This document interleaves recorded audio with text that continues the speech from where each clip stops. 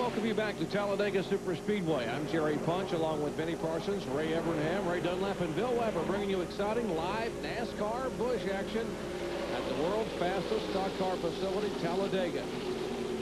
Our leader currently right now is Jeff Purvis in the car number 4, the Porter Cable colors for Joe Gibbs Racing.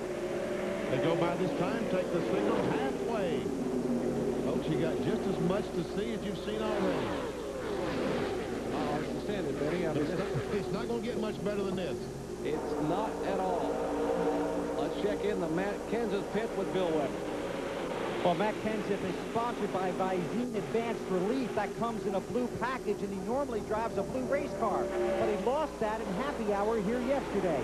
The reason that car is black is because they had to buy that car here yesterday morning. They bought it back from Hank Parker Jr.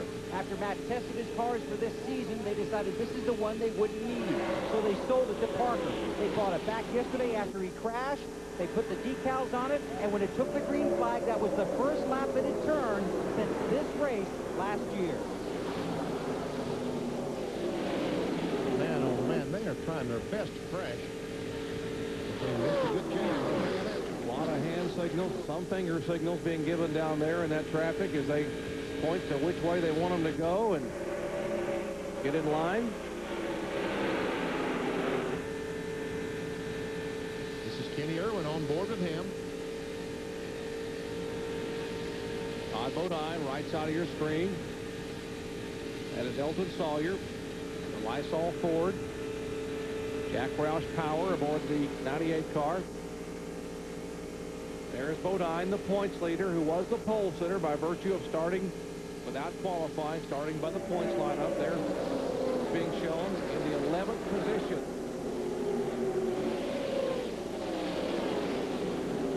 Elton Sawyer.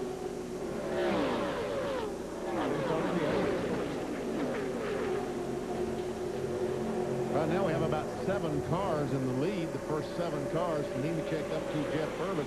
They've all gotten in line, and they pulled away from this group by about a second. Well, they were in line on that first time.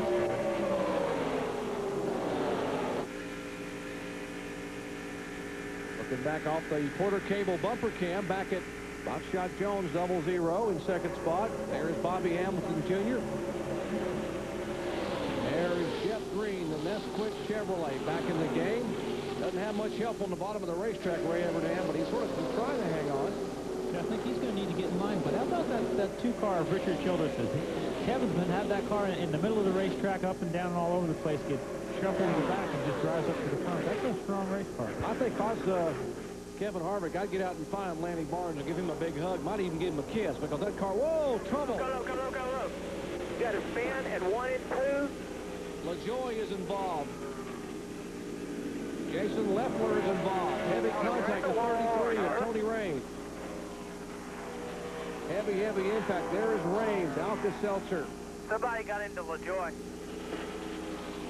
They sure did. We see a lot of tremendous damage. Let's go box the garage. Ran into LaJoie's car. Heavy damage on the Bob Evans Chevrolet. There's the roof camera. See the whole front of the car mashed in. Dick Trickle likewise involved in the Snyder trucking machine. See Trickle talking to his crew. Boy, the whole front of that car is just shoved the back end. Fortunately, he's pushing the button on the steering wheel, which is the radio button, to talk to his crew to let him know he's okay. See, the safety crews are already there. Let's show you again what happened here on lap 60 just moments ago. Dick Trickle gets together with the 43 car of Jay Sauter. Oh, the wreck's going on already. LaJoie comes up and bam!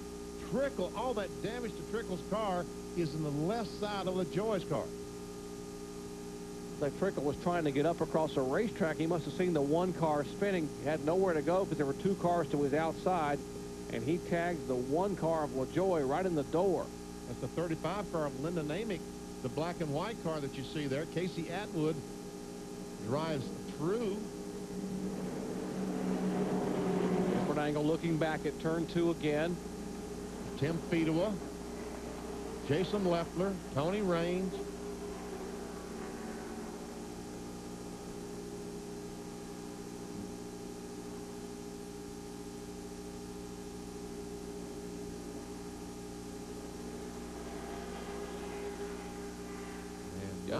just in front of the left side door. Sorry, Benny, is where the impact was for Trickle and LaJoy. See Amick's car spinning, and now from Randy LaJoy's onboard camera.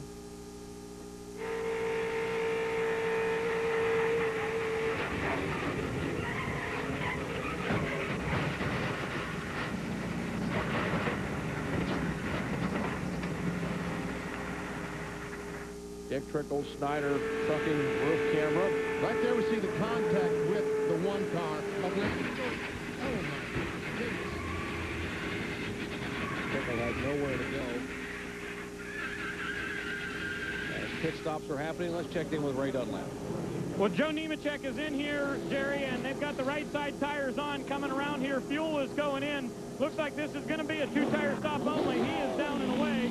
Looking as Terry Labonte comes in right behind him, and Terry was kind of coasting back there. He had said on the radio a couple of times, he's just waiting for the big wreck. Now to Bill Weber. The 17 is on pit road. The 4 car is also on pit road. It's a 4-tire change. Going to be a lot of traffic to try and weave your way out here.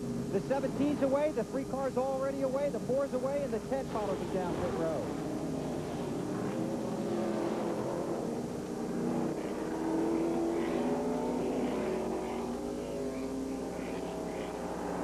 Lap 61, and interestingly enough, as you watch one of the cars being pushed away, that was a Jason Keller car being pushed away.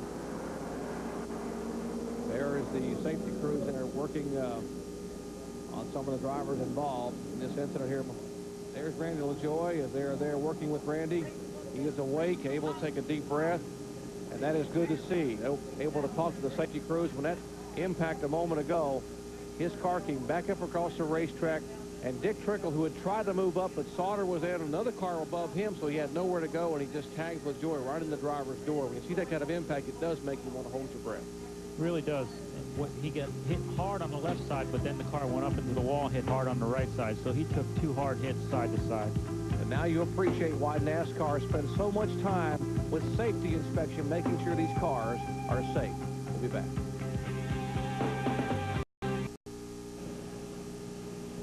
Back at Talladega Superspeedway here in Talladega, Alabama. We are past the halfway point here in the 9th running of the Touchstone Energy 300. Working caution for the 2nd time a day, which came out on lap 60.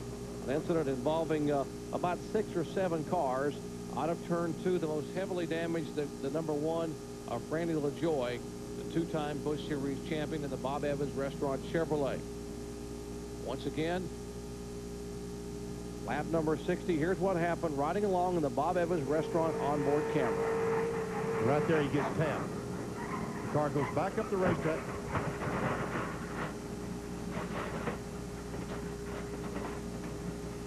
And he is just along for the ride right now.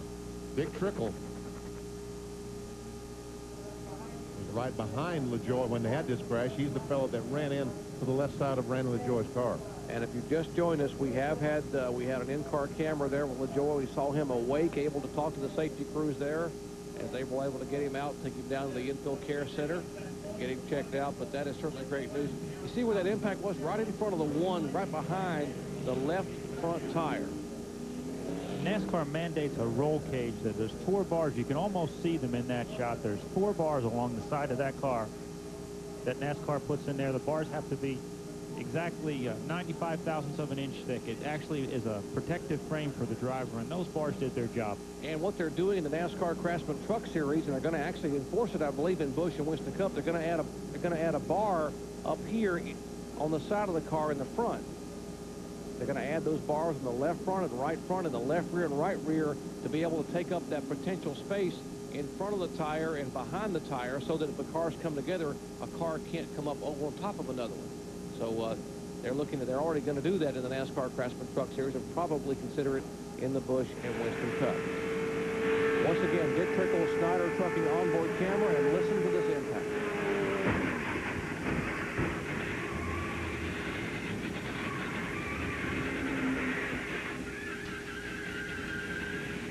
There, Randy LaJoy able to get out of the car and wave to the crowd, and that is certainly the best sight you could ever want to see. Likeable driver, 2-time series champion. He finished 2nd here back in 1993. Had a great run that day. in only the second ever Busch Series event held at Talladega. He finished second to Dale Earnhardt. Well, from a win last week at Nashville, Tennessee, to moving all the way to second in points to the hard knocks on the high banks at Talladega. Back with more here in just a moment.